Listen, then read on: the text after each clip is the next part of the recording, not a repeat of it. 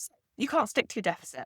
You're not alone. A lot of people find this. A lot of people struggle with dieting. We're hungry. We're tired. Maybe there's some emotional stuff going on. We haven't built the discipline yet. Like there's a million reasons that you're like struggling to stick to a deficit.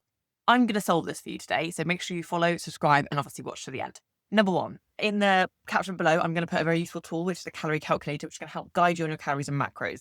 It's not foolproof and it's not going to be as accurate as myself personally working out your macros or a coach that knows enough about you. So do take it with a grain of salt. As a very generalized rule of thumb, if you body weight in pounds and times that by about 10 to 12, that might be a good starting deficit. But again, if you are very active or you have a lot of muscle mass or you've got a history of binge eating or anything like that, then you might need different calories. So use the calculator below and that should give you some rough guidelines of where your goal should be. Now what I want you to do is look at your protein. So this is an easier calculation. Again, work out your calories a pound. And I want you to focus on 0.8 to 1 gram per pound of body weight. So easy maths, I'm not 100 pounds, but if I was 100 pounds, I'd need roughly 80 to 100 grams of protein a day. That's the next thing I want you to focus on. So calories and then protein. A lot of people use like MyFitnessPal or go and just like assume they only need 1200 calories. I'm tall, I'm active. Like if I only had 1200 calories, I wouldn't be able to stick to it. And I feel like a failure, but that's because I've set an unrealistic expectation. So step one is make sure the expectations you're placing on yourself are not unrealistic, because if they are, you are going to struggle to stick to them. From there, I want you to work backward. And what I mean by this is, okay, you need 100 grams of protein a day. How many times a day do you usually eat? If you eat 2 times a day, you're going to need 50 grams every time you eat. I mean, that's probably a little bit much. If you eat 3-4 times a day, which is probably more normal, you're going to want 20-ish, 25 grams of protein every single time. And again, just work that out. And then all you need to do is look at your meals and over a week, over 2 weeks, just go through what you normally eat. And instead of changing everything, just randomly order, okay, actually for breakfast, cereal is not very high protein. I'm not going to get that 25 grams I need. Why don't I have cereal with a protein shake? Or why don't I add some Greek yogurt? Or why not have a shake on the side or some eggs instead? And just slowly swap the meals you're having and focus on the protein. Then you can look at the calories, do the same thing. Okay, I eat 4 times a day.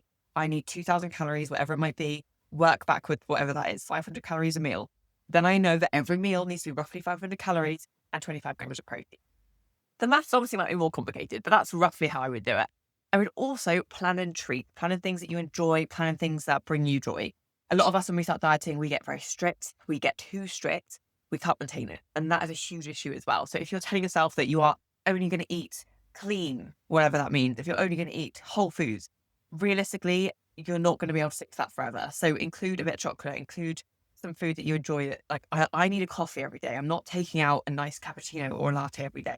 It brings me joy. It makes me happy. Around my period, I want/need some chocolate and I'm going to keep that in. So include things that you enjoy, include things that are going to help you stick that deficit as well. If it is too restrictive, you won't be able to stick to it. And then it is important to also work out the other reasons why you're not sticking to your deficit. Is it because you're generally hungry? In which case, those things I've just mentioned should help. Is it because you are really easy influenced environmentally? So if someone else is eating some cake or some biscuits or some chocolate, you want it. Like, what is the reason that you can't stick to your deficit? Work that out, and then you need to work on it. If it is environmental, then maybe you need to change your environment. Eat when everyone else is eating, so you don't feel like the need to just pick stuff off people's food. Or learn to say no, build that discipline muscle. A lot of us, if you're people pleasers like myself, you naturally say yes to everything. Actually, it's okay to say, no, I don't need that bit of cake right now. Or thank you so much. I'm going to take this with me. And maybe tomorrow, when it actually fits my calories or when I can plan it in, I'll have it. It's not always about saying no forever. It's sometimes about saying no in the moment. And that in itself builds discipline. It builds self-trust. It builds repetition that you can say no and you're not being rude and it's okay. And that can really, really help. So work backwards in that way as well. If it's more of a emotional eating or a habit in the evening that you just go over your calories, again, try to pre-plan. Maybe, okay, you know that every night you and your husband sit down and you have some snacks in front of the TV, plan that in, make that part of the plan, plan in the treats first, and then work backwards with the rest of the calories and the rest of the protein you need to hit for the day. And that way you're going to achieve what you need to achieve. And even if you're not tracking your calories to the gram, all of the things I just mentioned you can do. You can still roughly work out what 20-25 grams of protein per meal looks like and improve that over time. You can roughly work out what a 500 calorie meal looks like and improve that over time.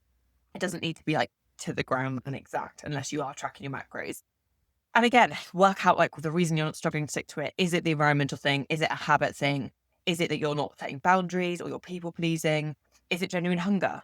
Genuine hunger, there is something called the satiety guide. And if you Google it and just search like how satiating different foods, it will come up. So I think they did this in Germany. I can't remember the year, but they basically compared all food to white bread, I think it was, and it gave a ranking of how. Actually, no, comment below like satiety guide, and I'll send it to you if you need it.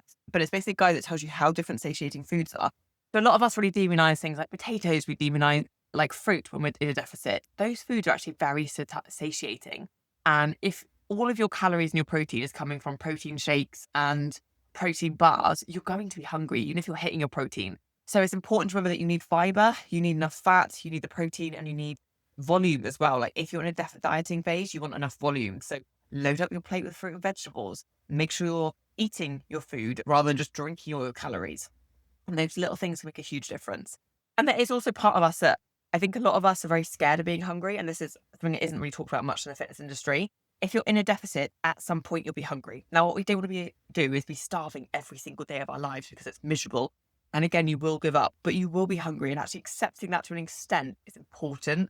If you're always putting off being hungry, if you're scared of being hungry, you let that override you, let that rule you, and it lets you rule your decision making. So don't embrace hunger to the extreme, but just accept that sometimes you're going to be hungry. And sometimes you just need to accept that hunger, real genuine hunger comes in waves. It will come, it will go, you'll forget about it and move on. So push through the wave, remind yourself that you've got food, you're going to eat later. And again, this comes from the mental restriction. If you're telling yourself you can't ever have chocolate or can't ever have cake or wine or whatever it is that you like to have, you are more likely to fall off track because you're more likely to panic and feel like you're never going to be allowed that thing again. And so you kind of have that, oh, I'll start again tomorrow until I have it. And that's giving yourself permission to fall off track because you're scared and the mental restriction is too much. So mentally allow yourself some treats. Like I said, plan it in, prep it in.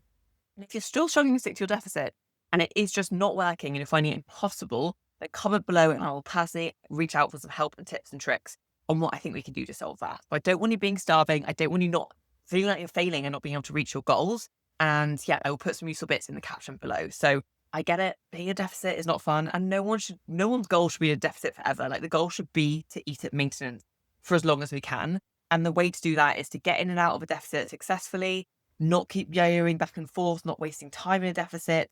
And then you can live at maintenance and maintain the weight that you want to be at and feel amazing. So comment below any questions and I will help you, and make sure, of course, that you're subscribed.